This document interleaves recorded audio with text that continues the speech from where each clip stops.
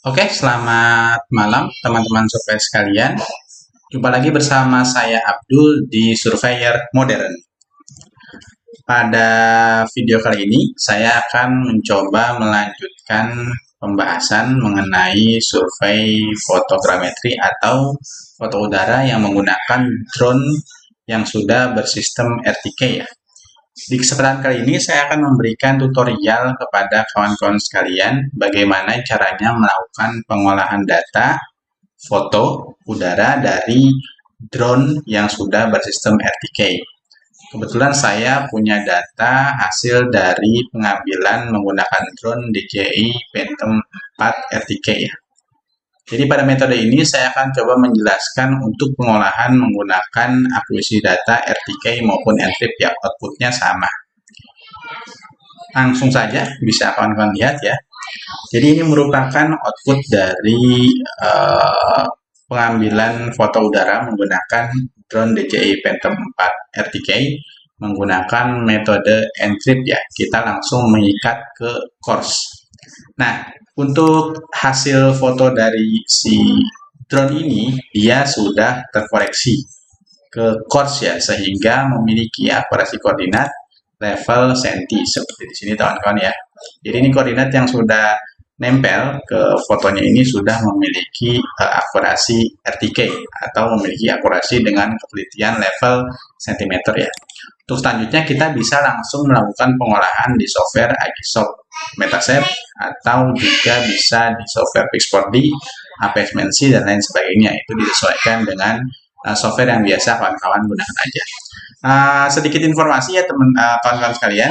Jadi untuk output dari si drone yang sudah bersistem RTK khususnya di DJI ya, kita akan mendapatkan beberapa format data. Yang pertama tentunya adalah data foto udara ya di sini ya. Ini adalah data fotonya yang terambil oleh drone-nya. Dan yang kedua adalah ada data yang namanya di sini ada raw bin sama Rinex OBS. Ini merupakan data observasi atau data pengamatan yang terekam pada drone Phantom 4 RTK ya, atau nanti drone DJI yang sejenis yang memiliki atau yang sudah bersistem RTK. Kemudian kita juga akan mendapatkan di sini ada namanya data tim step ya. Jadi sekalipun kita menggunakan metode Encrypt atau metode RTK, kita tetap mendapatkan 4 data ini, sebenarnya 3 data ini ya, yang nanti bisa kita gunakan sebagai backup untuk pengolahan menggunakan PPK ya. Jadi sekalipun teman-teman sudah menggunakan metode RTK atau metode Encrypt, data yang dibutuhkan untuk melakukan pengolahan dengan metode PPK itu tersedia. Jadi kita bakal ada backupnya kurang lebih kayak gitu ya. Oke, langsung kita eksekusi aja untuk pengolahannya. Kawan-kawan bisa langsung buka aplikasi Agisoft Metaset ya. Kalau kawan-kawan pakai ini, aku pakai ini biasanya ya. Kita langsung masuk ke workflow, kemudian kita add foto. Baru kita panggil data drone-nya ya. Ini kita panggil, kita blok aja, kemudian kita open ya. Oke, ini data fotonya. Kemudian jangan lupa kita ubah yang namanya proyeksinya ya. Kebetulan saya sering menggunakan format koordinat UTM ya. Jadi kita masuk ke reference di sini, lalu kita ubah koordinat sistemnya sesuai dengan area pengukuran kita. Ini areaku ini di Medan ya teman-teman ya. Jadi kita menggunakan 47N ya. Ini data punya customer lah. Ini akan aku coba olah. Kalau sudah tinggal di OK aja, maka formatnya sudah menjadi UTM ya. Ini nanti disesuaikan dengan areanya atau zonanya ya. Kemudian jangan lupa ya teman-teman, di sini ada yang namanya akurasi ya. Di sini defaultnya 10 meter. Kalau kita menggunakan drone yang sudah bersistem RTK dengan metode RTK DRTK2 maupun Encrypt, ini kita ubah dulu untuk akurasinya. Caranya tinggal teman-teman kontrol A untuk blok, kemudian teman-teman klik kanan, lalu teman-teman bisa pilih modify di sini. Untuk akurasi kita setnya itu di default di 5 cm ya teman-teman ya. Untuk RTK ya, biasanya 5 cm untuk horizontal ya. Nah, kalau sudah berubah seperti ini, tinggal kita save saja ya. Jangan lupa di save terlebih dahulu. Ini akan aku coba save sini ya. Ini aku bikin folder pengolahan metode RTK atau entry ya. RTK entry lah ya. RTK maupun entry. Oke, kita RTK entry misalnya ya. Kita save ya teman-teman ya. Nah, kalau sudah tersave seperti ini, seperti biasa, ini aku akan coba setting untuk preferensinya ya. Aku pakai GPU di RTX 4050, ini aku nonaktifkan aja. Kemudian aku apply di sini. Seperti itu aja kalau aku ya. Kemudian kita akan coba menggunakan batch process ya. Biar lebih cepat, aku akan menggunakan yang lowest saja. Kita pilih ke batch process di sini, kemudian kita pilih add. Nah, di sini kita pilih Legend Photo, kita pilih all chunks, kita pakai yang lowest aja ya, biar lebih cepat ya. Kemudian kita pilih add lagi, setelah Legend kita pilih namanya point cloud ya. Ini kita ganti lowest juga ya teman-teman. Oke, kemudian setelah point cloud, kita bisa pakai yang namanya bullet theme ya. Karena aku tidak fokus untuk pengolahan 3D-nya, jadi aku hanya mengolah ortofotonya, jadi aku langsung ke theme saja ya teman-teman. Kemudian source datanya kita pakai point cloud, ini untuk quality-nya kita pakai lowest ya, kita oke aja. Kemudian yang terakhir adalah bullet ortofoto ya, atau mosaic ya. Kita surface-nya kita menggunakan depth, kemudian di oke. Lalu tinggal kita oke saja untuk mulai pengolahannya. Kita tunggu sampai pengolahannya selesai. Semakin tinggi akurasi yang kita gunakan, maka semakin lama proses pengolahannya ya. Tapi hasil yang kita dapatkan itu semakin bagus sesuai pengalaman saya, itu juga mempengaruhi daripada hasil akurasi koordinat horizontal maupun vertikalnya. Ini kita tinggal tunggu aja. Jadi langkahnya sederhana, kita hanya perlu langsung mengolah data dari keluaran si drone yang sudah bersistem RTK seperti Phantom 4 RTK, Mavic 3 Enterprise, sekarang ada Mavic ada DJI Matrix 4 ya, itu aku belum pernah pegang, tapi harusnya outputnya sama ya. Kita bisa langsung melakukan pengolahan di software kalau kita menggunakan metode RTK dengan base DR32 maupun Ntrip menggunakan course ya. Kita tunggu. Sekarang kita sedang build point cloud ya. Tunggu sampai selesai.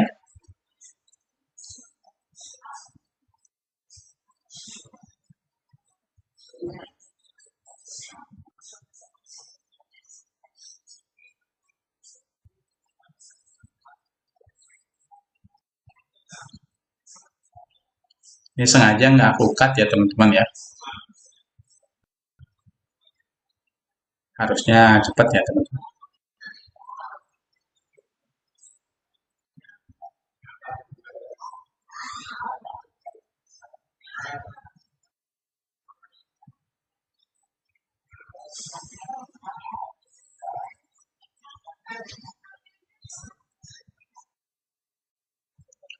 Oke, point cloud dan selesai. Tinggal 20 detik lagi ya teman-teman. Jadi kalau kita hanya untuk menghasilkan ortofoto, kita bisa 4 aja ya. Legend, point cloud, theme, dan automosaic itu aja.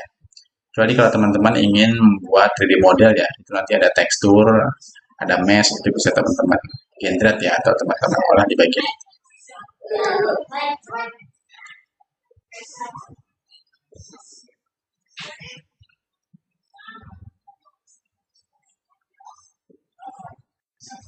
Oke, demnya udah selesai.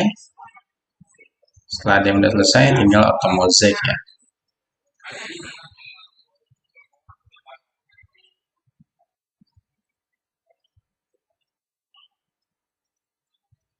Kita tunggu sampai selesai.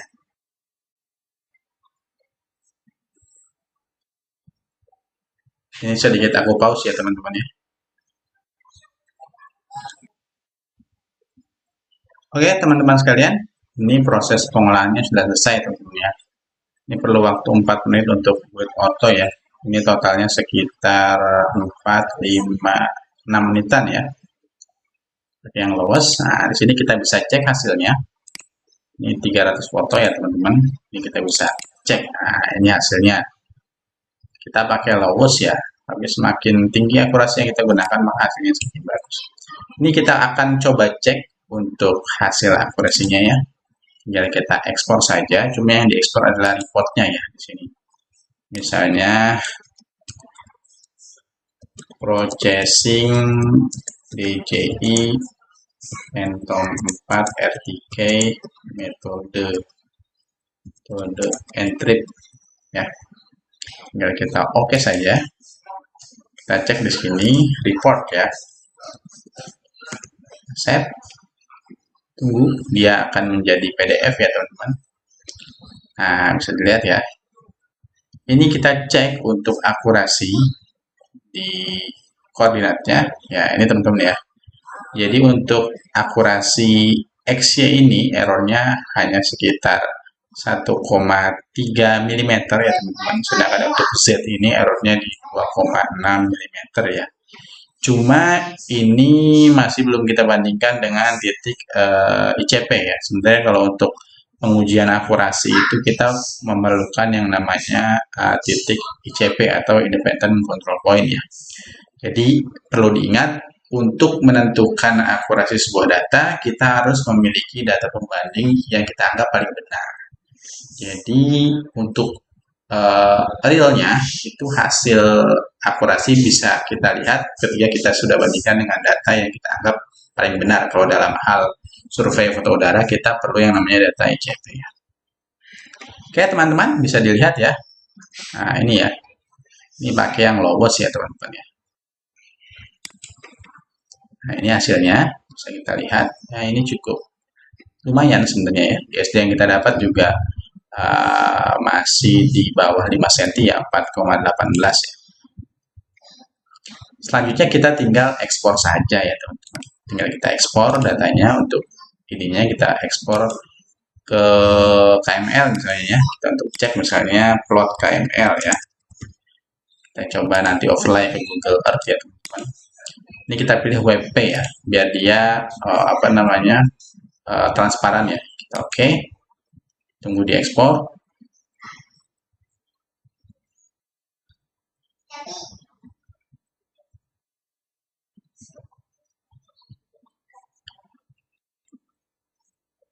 Oke, kemudian kita bisa ekspor untuk tipnya ya teman-teman ya.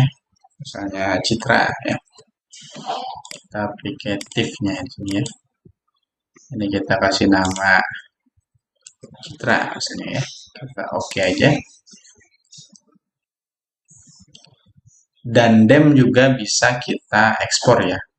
Dan perlu diingat juga ya teman-teman, DEM atau Digital Elevation Model hasil dari pengolahan foto udara itu biasanya kurang representatif ya teman-teman. Jadi antara data kita dengan aktual di lapangan itu kurang matching lah. Maksudnya data konturnya kalau kita mau gunakan itu kurang kurang mantep lah. Apalagi kalau areanya dominan ke vegetasi ya. Meskipun nanti ada proses yang namanya klasifikasi dari DSM to DTM, tapi itu hasilnya nggak perfect ya, karena dia hanya rata-rata aja kan. Jadi dia tidak bisa sebenarnya data topografi dari DEM digunakan untuk pekerjaan ya. Kalau untuk hanya visualisasi dapat data kontur ya bisa aja kita gunakan ya teman-teman. Itu sebagai catatan aja. Makanya kalau teman-teman mau dapat data topografi akurat di area-area yang tertutup gitu ya, ada teknologi namanya LIDAR ya teman-teman. Itu lebih pas digunakan untuk topografinya. Tapi kalau areanya memang clear, misalnya kayak padang pasir gitu, kemudian pesisir pantai misalnya yang tidak ada vegetasinya, itu lumayan representatif untuk data dari si drone-nya ya, untuk data DTM-nya atau data DEM-nya.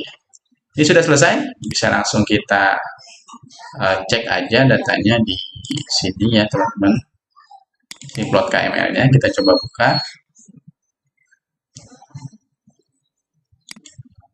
Nah, ini dia sudah sesuai teman-teman. Nah, ya.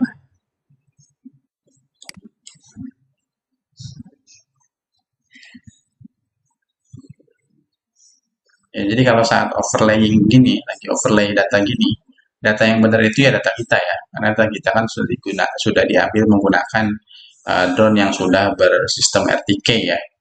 Ini yang benar adalah data kita. Kalau data dari Google Earth ini masih memiliki ketelitian level navigasi ya, meter lah. Ada beberapa area yang memang bagus ya, cuma kan dia sambungan gitu. Oke, mungkin itu aja ya teman-teman ya, tutorial pengolahan data dari drone yang sudah bersistem RTK menggunakan metode RTK dengan DRTK2 maupun metode RTK Encrypt ya. Di kesempatan berikutnya saya akan coba melakukan di kesempatan berikutnya saya akan coba memberikan tutorial untuk pengolahan menggunakan metode PPK itu seperti apa. Oke, cukup sekian dari saya. Apabila ada pertanyaan, silahkan komentar aja atau bisa langsung kontak saya di WhatsApp yang nomornya ada di deskripsi. Terima kasih. Salam surveyor modern.